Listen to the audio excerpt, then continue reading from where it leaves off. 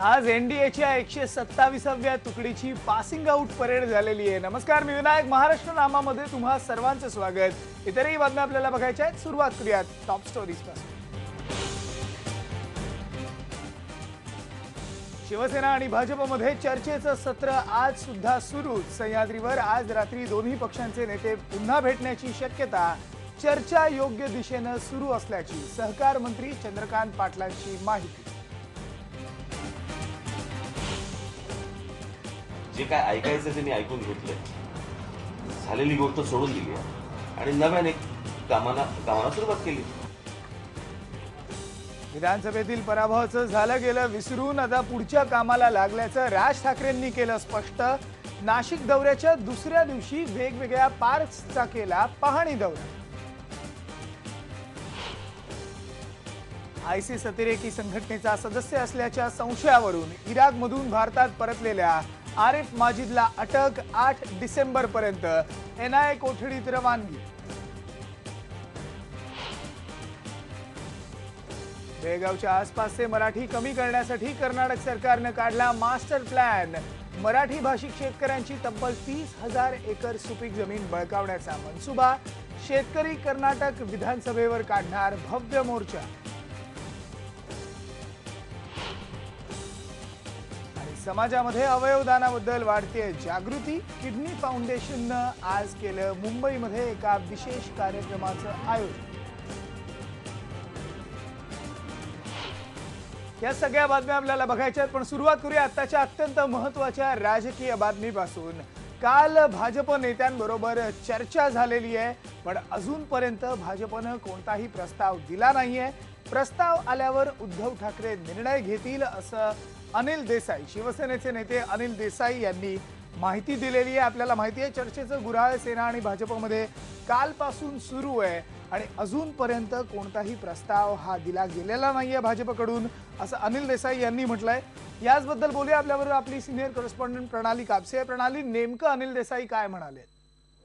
विनायक, अनिल देसाई यांनी स्पष्ट केलेलं आहे की काल जरी भाजपच्या नेत्यांची आणि उद्धव ठाकरे यांची भेट झालेली असली तरी या भेटीमध्ये कुठलाही प्रस्ताव जो आहे, नवा प्रस्ताव जो आहे तो भाजपच्या वतीनं देण्यात आलेला नाहीये। आम्ही दिल्लीला गेलो होतो, म्हणजे शिवसेनेचे जे पदाधिकारी आहेत ते जेव्हा दिल्लीला गेले होते त्यावेळेला जो प्रस्ताव आम्ही ठेवलेला आहे तोच प्रस्ताव अजूनही आमच्याकडून ठेवण्यात आलेला आहे, परंतु भाजपकडनं मात्र कुठलाही प्रस्ताव आमच्या पुढे ठेवण्यात आलेला नाही। जर प्रस्तावच ठेवला नाही तर विचार कशावर करायचा असा त्यांचा प्रश्न होता। दुसरं महत्वाचं म्हणजे त्यांनी म्हटलं की जेव्हा प्रस्ताव येईल त्यावेळेला या संदर्भातला विचार केला जाईल। तुर्तास तरी शिवसेना ही विरोधामध्ये आहे, विरोधी पक्ष म्हणून काम करते आहे आणि जोपर्यंत कुठला प्रस्ताव येत नाही तोपर्यंत ती विरोधी पक्षातच राहील अशा पद्धतीचं वक्तव्य जे आहे ते अनिल देसाई यांनी केलेलं आहे। आपण बघितलं होतं की 2 दिवसापूर्वी मुख्यमंत्र्यांनी स्वतः स्पष्ट केलं होतं की शिवसेना जी आहे त्यांनी भाजपबरोबर युती करावी, यासाठी भाजपचे 2 बडे नेते हे उद्धव ठाकरे यांना भेटतील असं त्यांनी स्पष्ट शब्दात सांगितलेलं होतं। आजही ते म्हणतात की शिवसेनाने आमच्याबरोबर यावं अशी आमची इच्छा आहे। दोन्ही पक्ष एकमेकांना सातत्याने सांगतायत की तुम्ही आमच्या बरोबर यावं, आम्हाला असं वाटतंय। दोन्ही पक्ष जरी एकमेकांना सांगत असले तरी चर्चा मात्र पुढे जात नाहीये असं चित्र दिसतंय। अनिल देसाईंनी जे वक्तव्य केलं या वक्तव्यावरून स्पष्ट आहे की शिवसेनेला जे अपेक्षित आहे ते भाजपकडनं शिवसेनेला मिळत नाहीये। त्यामुळे शिवसेना आता कुठे ना कुठे भाजपवर प्रेशर मेंटेन करण्याचा प्रयत्न करते की त्यांना जे आहे ते भाजपकडून त्यांना मिळावं। बरोबर आहे। पहिले आपचा हा खेळ चाललाय असं आपल्याला सध्या तरी दिसतंय, पण यात बाजी कोण मारतंय हे बघायचंय, कोण दबाव वाढवतंय हे बघणं सुद्धा अत्यंत महत्त्वाचं आहे। धन्यवाद प्रणाली या माहिती संदर्भात। पण दरम्यान शिवसेनेबरोबर चर्चा ही योग्य दिशेने सुरू आहे आणि त्यातून चांगलं काहीतरी निष्पन्न होईल असं सहकार मंत्री चंद्रकांत पाटील यांनी आज कोल्हापुरात म्हटलं। मला बोलायला परवानगी नाही, प्लीज मला समजून घ्या। चर्चा योग्य दिशेने चालली आहे, सकारात्मक दिशेने चालली आहे, त्यातून चांगलं निष्पन्न होईल। तर भाजपचे नेते सुब्रमण्यम स्वामी यांनी मातोश्रीवर जाऊन उद्धव ठाकरेंची आज भेट घेतली। हिंदुत्वासाठी युती टिकली पाहिजे असं त्यांनी म्हटलं। युतीबाबत नेतृत्वच अंतिम निर्णय घेईल असं सुद्धा त्यांनी स्पष्ट केलं।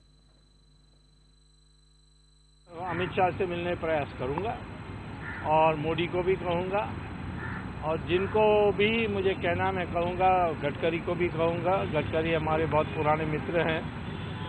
मैं ये कहूँगा कि इसमें सवाल मिनिस्टरशिप चीफ मिनिस्टर का नहीं है। हम पहली बार इतिहास में बीजेपी यहाँ चीफ मिनिस्टर बननी है और उसमें यदि शिवसेना अब को साथ लेंगे, कीमत कुछ ना भी चुकाना पड़े, वो इतनी स्थिर सरकार होगी, दोनों मिलकर 200 के आसपास होंगे। तो 288 में होना ये बहुत बड़ी चीज़ होगी और हिंदुत्व के लिए एक बहुत शुभ घटना होगी। भाजपमध्ये काही प्रमुख पक्षाचे 7 ते 8 आमदार येऊ इच्छितात असा दावा महसूल मंत्री एकनाथ खडसे यांनी पुन्हा एकदा केला आहे। माझ्या संपर्कामध्ये नगरचे आमदार शिवाजीराव कर्डिले आहेत आणि अजून 3 आमदारांनी माझी भेट घेतली आहे असंही ते म्हणालेत। बघा नेमकं एकनाथ खडसे यांनी काय वक्तव्य केलं। भारतीय जनता पार्टीच्या मध्ये येण्यासाठी अनेक राजकीय पक्षाचे कार्यकर्ते मला भेटतात। त्यामध्ये प्रामुख्याने जे प्रमुख पक्ष आहेत त्या पक्षातीलही काही आमदार माझ्या संपर्कामध्ये आहेत आणि त्या आमदारांना भारतीय जनता पार्टीमध्ये येण्याची इच्छा आहे। प्रसंगी ते मतदान करण्यासही तयार आहेत आणि त्यानंतर नव्याने निवडणुका लढवण्याची ही त्यांची मानसिकता आहे। अजून एक महत्त्वाची बातमी येते ती म्हणजे रेल्वे स्टेशनच्या खासगीकरणाबाबत पंतप्रधानांनी सकारात्मक भूमिका त्यांची असल्याचं आता आपल्याला कळतंय। 10 ते 12 रेल्वे स्टेशनचं खासगीकरण केलं जाणार आहे अशी सुद्धा माहिती मिळते। याचबद्दल बोलूया आपला प्रिन्सिपल करस्पॉन्डंट अमेय तिरोडकर आहे। अमेय, काय नेमकी माहिती आहे? पीटीआयने अशी बातमी दिलेली आहे की पंतप्रधानांचा असा विचार आहे देशातल्या काही रेल्वे स्टेशनचं साधारणपणे 10 ते 12 रेल्वे स्टेशनचं खासगीकरण केलं जावं। पंतप्रधानांची याबद्दल सहमती आहे असं सुद्धा पीटीआयने म्हटलेलं आहे आपल्या बातमीमध्ये। पण नेमकी ही कुठली स्टेशन्स आहेत, हा प्लॅन कधी जाहीर केला जाणार आहे, आता जे अधिवेशन सुरू आहे त्यामध्ये काही याबद्दलची घोषणा रेल्वे मंत्रालयाकडून केली जाणार आहे का, पंतप्रधानांकडून काही विशेष घोषणा केली जाणार आहे का, हे आणि असे अनेक मुद्दे आहेत। खरं तर रेल्वेच्या खासगीकरणाला अनेक वेगवेगळ्या रेल्वे कर्मचाऱ्यांच्या संघटनांचा आणि जवळपास सगळ्याच पक्षाच्या ज्या संघटना आहेत या सगळ्या संघटनांचा विरोध आहे। अशा परिस्थितीमध्ये याबद्दलचं पाऊल जे उचलावं लागेल ते खूप काळजीपूर्वक उचलावं लागेल याची जाणीव या अगोदरच्या सरकारला होती आणि त्यामुळेच रेल्वेच्या काही खासगीकरणाचे जे मुद्दे होते ते बासनात गुंडाळून ठेवावे लागलेले होते। तरी सुद्धा पंतप्रधान नरेंद्र मोदींनी जर काही असा विचार केलेला असेल तर तो नेमका कुठल्या स्टेशनच्या बाबतीत किंवा कुठल्या रेल्वेच्या कुठल्या सुविधेच्या खासगीकरणाच्या बाबतीत आहे हे काही पीटीआयच्या बातमीमधून स्पष्ट होत नाहीये। पण थोड्या वेळापूर्वी पीटीआय कडून असं एक ट्विट आलेलं आहे आणि त्यामुळे अनेकांच्या भुवया उंचावलेल्या आहेत। अगदी बरोबर, धन्यवाद अमेय या संपूर्ण एकूण माहिती संदर्भात। यानंतर बघूयात पुढची बातमी। आयसिसच्या कारवायांमध्ये सहभागी झालेल्या आरिफ माजिदला 8 दिवसांची एनआयए कोठडी दिली गेली आहे। आरिफच्या साथीदारांविषयी माहिती आता एनआयए काढते। आरिफ कट्टरतावादी असून त्यानं कोणताही पश्चाताप दाखवला नसल्याचं एनआयएच्या सूत्रांकडून कळतंय। 23 वर्षांचा आरिफ ठार झाल्याचं आधी सांगितलं जात होतं, पण नंतर त्यानं तुर्कस्तानमधून घरी फोन केला आणि परत येण्याची इच्छा व्यक्त केली। काल तो मुंबईत परतला। एनआयए आणि महाराष्ट्र एटीएसनं त्याची कसून चौकशी केली आहे, त्याला अटक केली आहे आणि आता 8 डिसेंबरपर्यंत तो एनआयएच्या कोठडीत असेल। यानंतर दिल्लीची बातमी आहे। दिल्लीमध्ये कमलानगर इथे एटीएम बँकेची कॅश असलेली जी व्हॅन आहे ती लुटली गेली आहे। हे सीसीटीव्ही फुटेज आपण बघतोय। दिवसा ढवळ्या चोरांनी ही व्हॅन जी आहे ती लुटलेली आहे आणि तब्बल 1.5 कोटींची रोकड ही लंपास केलेली आहे। इतकंच नाही तर एका सुरक्षा रक्षकावर गोळी सुद्धा झाडली गेली आहे। 2 अज्ञात व्यक्तींनी बाईकवरून येत ही व्हॅन लुटली। पोलीस घटनास्थळी दाखल झाले। यानंतर सुरक्षा रक्षकाची प्रकृती ही सध्या चिंताजनक आहे।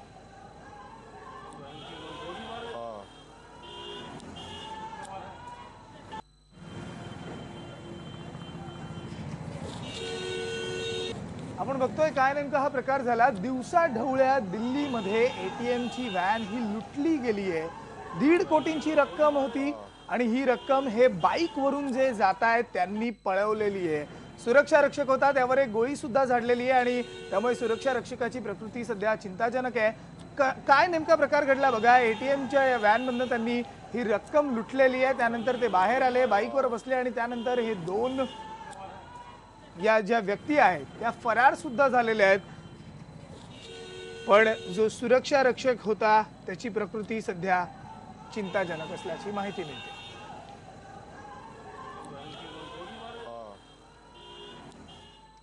यानंतर महाराष्ट्र नामात एक ब्रेक घेऊन पुन्हा भेटूया. पहा फक्त IBN लोक.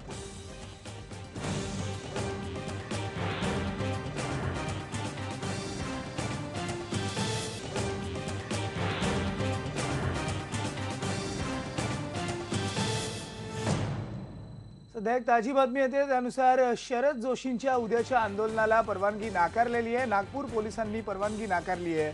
मुख्यमंत्र्यांच्या धरमपेठ परिसरामधल्या घरासमोर ठिय्या आंदोलन केलं जाणार होतं. या आंदोलनाला पोलिसांनी ही परवानगी नाकारलेली आहे. शेतकऱ्यांच्या प्रश्नांसाठी उद्या शरद जोशींचं हे आंदोलन होतं.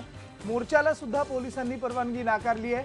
तर परवानगी शिवाय सुद्धा मोर्चा आणि ठिय्या आंदोलन करणार अशी भूमिका शेतकरी संघटनेनं घेतलेली आहे. याचबद्दल अधिक बोलूया. आपल्याबरोबर आहे आपला नागपूरचा ब्युरो चीफ प्रवीण मुधोळकर. प्रवीण, काय नेमका हे प्रकार घडलेला आहे? कारण शरद जोशींनी आवाहन केलं होतं राष्ट्रवादीच्या कार्यकर्त्यांना सुद्धा की तुम्ही सुद्धा या आंदोलनामध्ये सहभागी व्हा. पोलिसांनी परवानगी नाकारली आहे, पण शरद जोशी म्हणतायत की आम्ही आंदोलन करणारच. विनायक, उद्याचं आंदोलन होणार आहे शेतकरी संघटनेनं पुन्हा एकदा जाहीर केलं आहे. पण खरं तर शरद जोशी यांनी पोलिसांना परवानगी मागितलीच नव्हती, कारण की पोलीस परवानगी नाकारतील याचा पूर्ण विश्वास शरद जोशींना होता.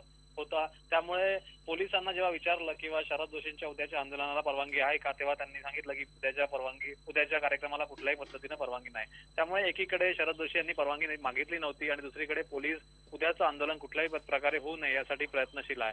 आपण जर बघितलं तर विदर्भाच्या सर्वदूर शेतकरी जे आहेत त्या नागपुरात पोहोचतायत आणि उद्याच्या सकाळच्या आंदोलनासाठी ते नागपुरात दाखल झाले आहेत. वामनराव चटप असतील, सरोज काशीकर असतील, यांच्या समवेतले वर्धा जिल्ह्यातले, चंद्रपूर जिल्ह्यातले शेतकरी सुद्धा नागपुरात दाखल झाले आहेत. त्यामुळे उद्याच्या आंदोलनासाठी जवळपास हजारो शेतकरी येतील अशी अपेक्षा आहे. पण उद्याच्या आंदोलनासाठी जो मोर्चा निघणार आहे त्या मोर्चाला परवानगी आता जवळपास नाहीये. त्यामुळे उद्याचा मोर्चा आणि आंदोलन गनिमी काव्याने होणार आहे हे आता निश्चित झालंय. त्यामुळे शरद जोशींचा पुन्हा एकदा गनिमी काव्यांचं आंदोलन आपल्याला उद्या बघायला मिळेल. धन्यवाद प्रवीण या संपूर्ण एकूण माहिती संदर्भात. यानंतर बघूयात पुढची बातमी. बेळगाव शहराच्या आजूबाजूला जे मराठी शेतकरी राहतात त्यांची जमीन बळकावण्याचा कर्नाटक सरकारचा मनसुबा आहे. कर्नाटक सरकारनं एक मास्टर प्लॅन काढलाय. या 30,000 एकरपेक्षा जास्त सुपीक जमीन वेगवेगळ्या विकास कामांसाठी बळकावण्याचा कर्नाटक सरकारचा मनसुबा आहे. 25 खेड्यांमधली ही जमीन आहे. हिवाळी अधिवेशनात अपक्ष आमदार पी राजीव हा मुद्दा जो आहे तो कर्नाटकच्या विधानसभेत मांडणार आहेत. याचा विरोध करण्यासाठी तब्बल 1 लाख शेतकरी विधानसभेवर मोर्चा काढणार आहेत. बेळगावच्या आसपासचा मराठी टक्का कमी करण्यासाठी हे सगळं केलं जात आहे असा आरोप शेतकऱ्यांनी केलाय.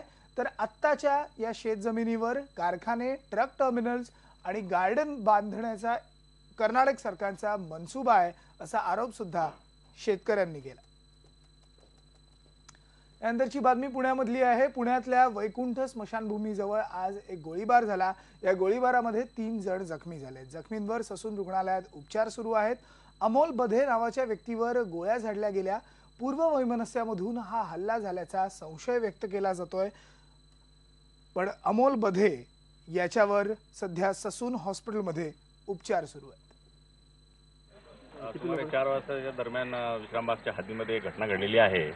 त्यात 3 लोक जखमी झाले आणि आरोपींनी त्यांना मारहाण केलेली आहे. प्राथमिक तपास सुरू आहे. यानंतर एक ब्रेक घेऊन पुन्हा भेटूयात. पहा फक्त IBN लोक.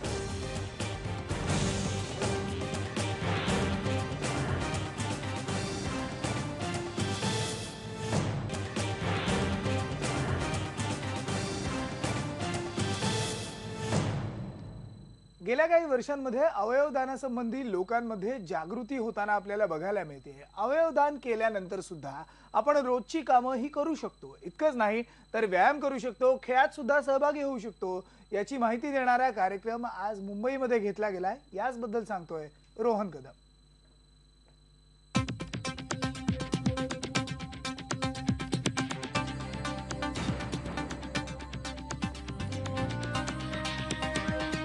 आता मी गोरेगाव स्पोर्ट्स कॉम्प्लेक्सच्या इकडे आणि इकडे वेगवेगळ्या खेळांच्या स्पर्धा होत आहेत. मात्र यातले खेळाडू जे आहेत ते थोडेसे वेगळे आहेत. डॉक्टर शाह, मला सांगा, जे खेळाडू आहेत ते कोण आहेत आणि कशा पद्धतीने इथे ते खेळत आहेत? इथे आले आहेत ते सगळे ट्रान्सप्लांट पेशंट्स आहे आणि त्यांचे डोनर्स आहे. आम्हाला दाखवायचे आहे की ट्रान्सप्लांट केल्यानंतर लिव्हर ट्रान्सप्लांट हो किंवा किडनी की हार्ट ट्रान्सप्लांट हो, त्याच्यानंतर पेशंट ऑलमोस्ट नॉर्मल होऊ शकते आणि असं ट्रान्सप्लांट गेम्स ऑलिम्पिक्समध्ये पार्ट घेऊ शकते.